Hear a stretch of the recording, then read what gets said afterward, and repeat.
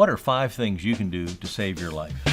Well, I'm Dr. Steve Kopecky, a preventive cardiologist at Mayo Clinic, and after surviving 2 bouts of cancer, I tried to find out what types of behaviors people could adopt to avoid disease, avoid illness, and live a long life. Now let's get into it.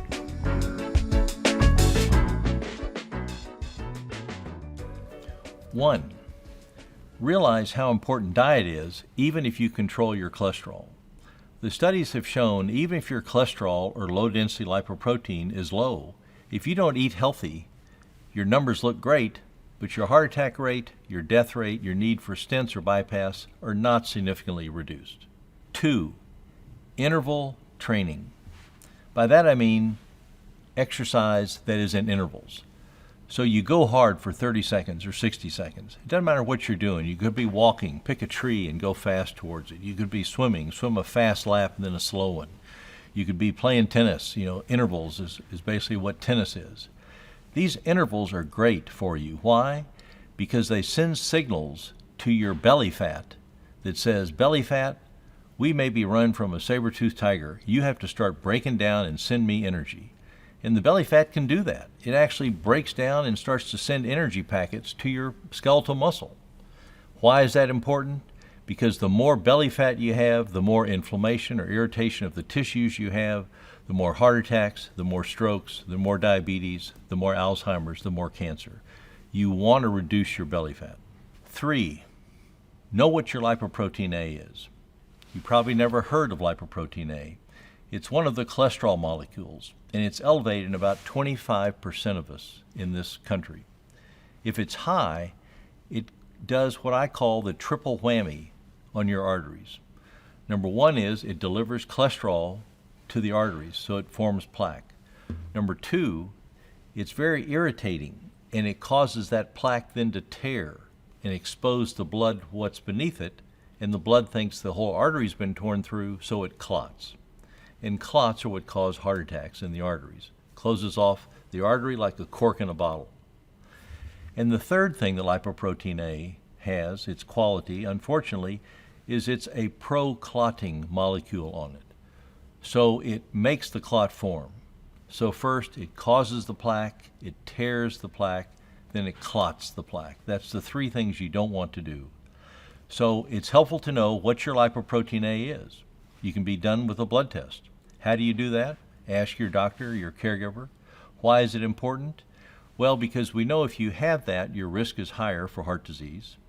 And if you have it, you can start to change your lifestyle, small steps, small habit changes at a time.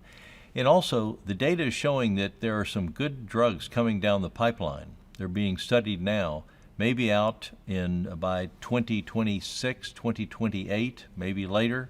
But they're coming, and they'll help you. And if they do help you, so they're coming, and they'll help you, and you want to be ready for it if they're there. Number 4, remember the number 1 cause of early death and early disease in this country and in this world now is diet. We treat diet very unusual here. We grab whatever we can do. We eat on the run. We eat while we're doing something else. The diet is so important, I think it deserves all of our attention when we're doing it. So when you're eating, make sure that's what you're doing. You're not watching a show, you're not driving the kids to the soccer game, you're not doing something else, because then you get distracted and you don't eat as healthy as you should. And if it's the number 1 cause of early death and early disease, it helps so much to pay attention to what you eat. Now, what is it? Is it only about what you eat? No, of course not. It's how you eat, it's when you eat, it's why you eat, it's where you eat. So pay attention to all those things. And number 5, physical activity. Everybody focuses on being active. Go to the gym for an hour at 5 a.m., then go to your desk and sit all day. There are 2 parts to being active that are really important. One is that vigorous activity we've talked about before on other podcasts. But also the other part is not being sedentary. We never used to sit in the cave all day long. We would get up and move around. We had to survive. The same thing here. Get up at least every hour, if not every 30 minutes, for 60 seconds, 2 minutes. If you need to send an email to a colleague, go over to their desk and talk to them. You need to go to the bathroom, go up 2 floors or something instead of going to the one on your floor. Try to find something to do to get you out of your chair and get you active. That keeps your metabolism running, it keeps the cholesterol under control, keeps your blood sugar better under control. So don't just sit all day, even if you go to the gym for an hour. So I've tried to give you 5 things you can do. You can incorporate them into your everyday life, most of them, and believe me, it will help you live longer. To learn more about this topic and so much more, check out my book, Live Younger Longer, written by me, Dr. Stephen Kopecky. You can find the book at mcpress.mayoclinic.org or wherever you buy books. Thanks for listening. See you next time.